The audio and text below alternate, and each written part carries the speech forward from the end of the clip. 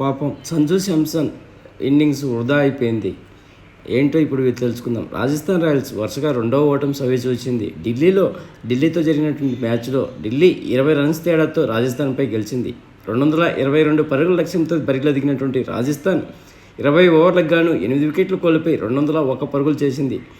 Rajasthan బ్యాటర్లో captain Sanju Samson 86 పరుగులు అద్భుతమైన innings ఆడినప్పటికీ జట్టుని గెలిపించలేకపోయాడు.